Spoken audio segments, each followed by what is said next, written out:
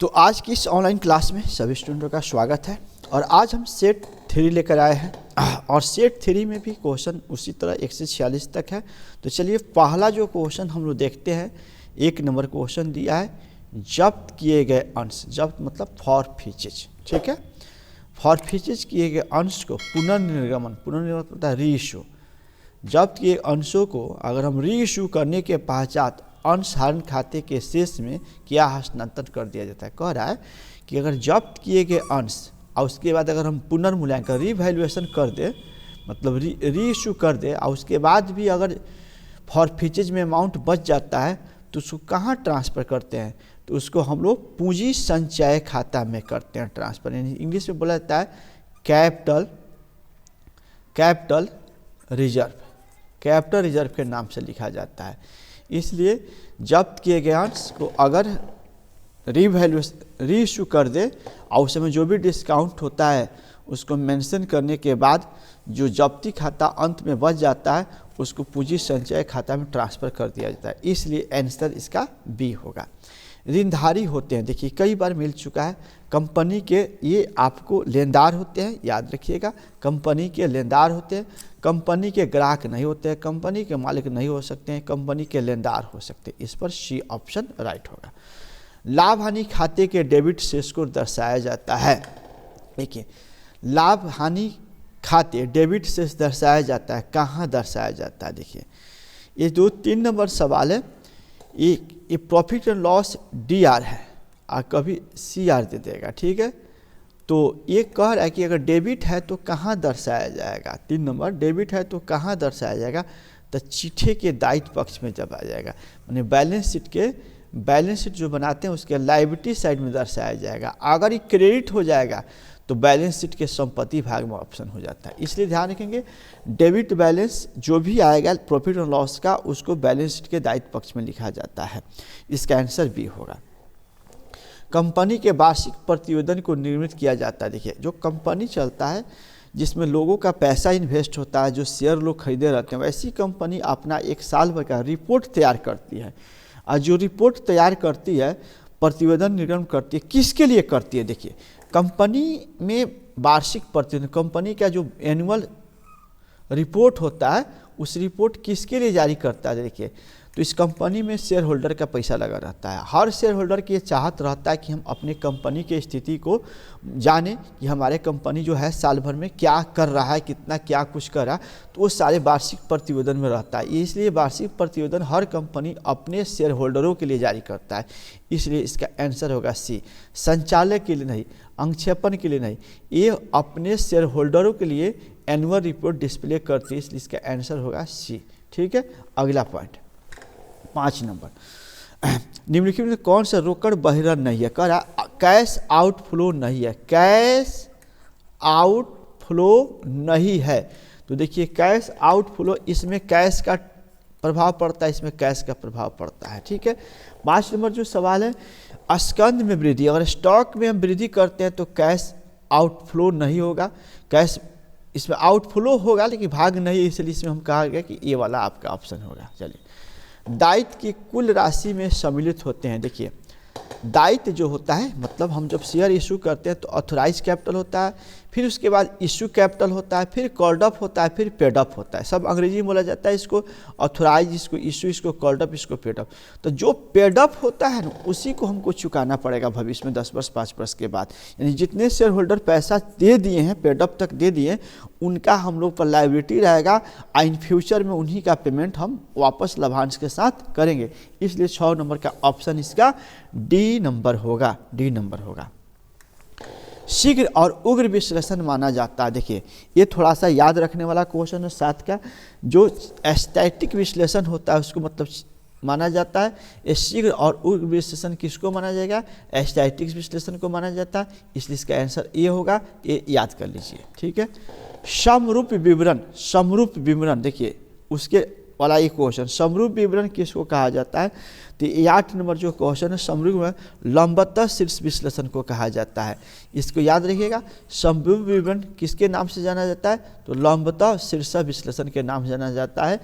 अगला क्वेश्चन, पुनर्मूल्यांकन खाता। पुनर्मूल्यांकन खाता के नाम पक्ष मैंने डेबिट साइड पक्ष के अधिकाय हो तो क्या कर। देखिए पुनर्मूल्यांकन खाता जब भी हम लोग बनाएंगे तो हमारा जब पुनर्मूल्यांकन खाता ऐसे बनता है तो उसमें होता है क्या कि एक ये CR साइड हो गया और एक DR हो गया, और कह रहा है जामा पक्ष, इसको जामा पक्ष बोला जाता है, का अधिकाय हो, ये ज़्यादा हो, माने ये 5 लाख हो तो ये मान लीजिए 4 लाख हो, तो इधरों 5 लाख लिखाएगा, 1 लाख इधर जो कम आएगा उसको क्या कहा जाता है, तो उसको लाभ कहा जाता है, 9 नंबर में लाभ कहा जाएगा। चलिए प्राप्ति और भुगतान, ये क्वेश्चन मिल चुका है।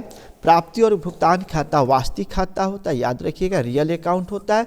रिसिप्ट एंड पेमेंट अकाउंट कौन अकाउंट होते हैं, तो ये रियल अकाउंट होते हैं, रियल अकाउंट होते हैं। 11 नंबर, जब प्रारंभिक स्टॉक 50,000 रुपया, जब प्रारंभिक स्टॉक ओपनिंग स्टॉक 50,000 और अंतिम स्टॉक 60,000 और बेचे गए माल की लागत 2,20,000 है तो आवर्त अनुपात क्या होगा। देखिए ये इसका आंसर याद रखिए 4 गुना आंसर होगा इसका। ये आप रेशियो चैप्टर अभी करंट में हम पढ़ा रहे हैं ऑफलाइन क्लासों में, वहाँ आपको इस चीज़ का मिलेगा, वहाँ से समझ लीजिएगा। अगर आपको नहीं समझना है, ये मानना है कि ऑब्जेक्टिव आएगा यही सारे अमाउंट रहेगा, तो 4 गुना याद कीजिए।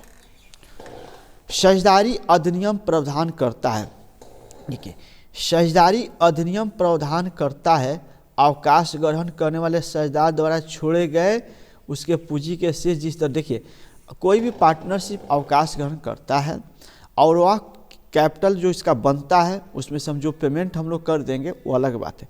जो छोड़ दिया कुछ समय के बाद पेमेंट करेंगे, यानी लोन में जो लोन में ट्रांसफ़र कर दिया उस पर एक ब्याज मिलना चाहिए, वो ब्याज कितने % होना चाहिए, तो 6% होना चाहिए, याद रखिएगा 6%। किसी साझेदार के अवकाश ग्रहण करने की स्थिति में किसी साझेदार के अवकाश ग्रहण करने की स्थिति में संपूर्ण ख्याति पूंजी खाते में क्रेडिट किया जाता है। किसी साझेदार के अवकाश ग्रहण करने की स्थिति में संपूर्ण ख्याति को पूंजी खाते में क्रेडिट किया जाता है। देखिए राइटर कह रहा कि जो संपूर्ण साझेदार के अवकाश ग्रहण करने के संपूर्ण ख्याति को पूंजी खाते में, तो सभी साझेदार, इसमें 13 नंबर होगा, सभी साझेदार जितने, मतलब अगर फर्म टूट रहा है, अगर गुडविल को हम ट्रांसफ़र करना चाहेंगे तो सभी साझेदार के पूंजी खाते में उसको बांट देंगे। चलिए समान संचय जनरल रिजर्व की राशि सभी साझेदार के पूंजी खाते में हस्तांतरित किया जाएगा। देखिए जी हाँ, जनरल रिजर्व अगर हमको ट्रांसफ़र करना हो तो जितने पार्टनर मौजूद पार्टनर उसके पूंजी खाते में ट्रांसफ़र किया जाएगा, किस अनुपात में, तो पुराने लाभ अनुपात में, पुराने लाभ अनुपात में। तो यहाँ 14 का C आंसर होगा। ओल्ड रेशियो में, ओल्ड रेशियो में, ओल्ड रेशियो में करेंगे। अगला जो पॉइंट होगा हमारे साथ, किसी साझेदार के मृत्यु पर संपत्ति के पुनर्मूल्यांकन, देखिए कह रहा है किसी साझेदार के मृत्यु पर संपत्ति के पुनर्मूल्यांकन लाभ पूंजी खाते में जमा किया जाता है। कह रहा अगर कोई साझेदार मर जाए और उसके संपत्ति का जो रिवैल्यूएट किया जाता है तो उसके जो लाभ हानि आती है उसके पूंजी खाते में क्या किया जाता है, मृतक साझेदार के कि सभी साझेदार के कि शेष साझेदार के। देखिए यहाँ थोड़ा समझने वाला पॉइंट दिया है। अगर उस चीज़ देखा जाए, अगर कोई पार्टनर मर जाता है और उस वक्त हम रिवैल्यूएशन खाता बनाएंगे, उसमें जो भी लाभ या हानि आती है वो सिर्फ मरने वाले पर नहीं विचार करेंगे, सबको देंगे, इसलिए इसका आंसर B होगा, सबके बीच में बटाएगा।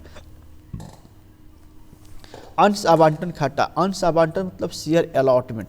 शेयर अलॉटमेंट अकाउंट क्या है, तो यहाँ पर ये याद रखना वाला क्वेश्चन है। 16 व्यक्तिगत खाता होता है, पर्सनल अकाउंट होता है, शेयर अलॉटमेंट पर्सनल अकाउंट होता है। अंशधारी प्राप्त करता है, देखिए एक अंशधारी जो शेयर खरीदता है उसको अंशधारी बोला जाता है, जो शेयर खरीदता है, इंग्लिश में उसको शेयर होल्डर हम लोग बोलते हैं। शेयर होल्डर क्या प्राप्त करता है, लाभांश प्राप्त करता है। कंपनी में कोई भी शेयर पैसा लगाएगा तो उसको ब्याज नहीं मिलता है, उसको कमीशन नहीं मिलता, उसको ओनली फॉर लाभांश, इंग्लिश में उसको डिविडेंड्स बोला जाएगा, डिविडेंड्स बोला जाएगा, ठीक है, डिविडेंड्स बोला जाएगा। ऋण पत्र पर ब्याज, देखिए ये निश्चित नहीं होती है। 18 नंबर जो क्वेश्चन है, कह रहा है ऋण पत्र पर ब्याज। देखिए हम जो ऋण पत्र जारी करते हैं, डिबेंचर जारी करते हैं, तो हम अपने डिबेंचर होल्डरों के बीच इस बात को पहले नहीं फिक्स करते हैं कि हमको अपना डिबेंचर है, हम 18% पेमेंट करेंगे, 27% करेंगे, 5% करेंगे, इस तरह हम अपना निश्चित दर होता है बता देंगे, लेकिन हाई 12%, 20%, 15% नहीं कर सकते। यानी हम अपना दर 11% हो सकता है, 2% हो सकता है, हम भाई बोल देंगे हम डिबेंचर हमारे खरीदिएगा, हम आपको 5% देंगे, वो निश्चित दर तय हो गया, बस इतना ही नहीं, इसलिए इसका आंसर सी होगा। रोकड़ प्रवाह विवरण, देखिए रोकड़ प्रवाह विवरण आप कैश फ्लो स्टेटमेंट पढ़ें, उसी का नाम है, आवश्यकता योजना के लिए होती है। देखिए रोकड़ प्रवाह किसके लिए आवश्यक होती है, ध्यान रखना। तो रोकड़ प्रवाह जो होता है अल्प अवधि के लिए होती है, अल्प अवधि के लिए होती है, एक कम समय के लिए बनता है रोकड़ प्रवाह, अल्प अवधि के लिए होता है, शॉर्ट टर्म के लिए होता है। पुनर्मूल्यांकन, रीवैल्यूएशन खाता, लाभ हानि खाता का वहन कौन करते हैं, तो सभी साझेदार जो पुराने साझेदार होते हैं, 20 नंबर सवाल के बाद देख लेंगे, जितने उसमें पुराने साझेदार होते हैं वो सभी वहन करते हैं, वो सभी वहन करते हैं। चलिए, नए साझेदार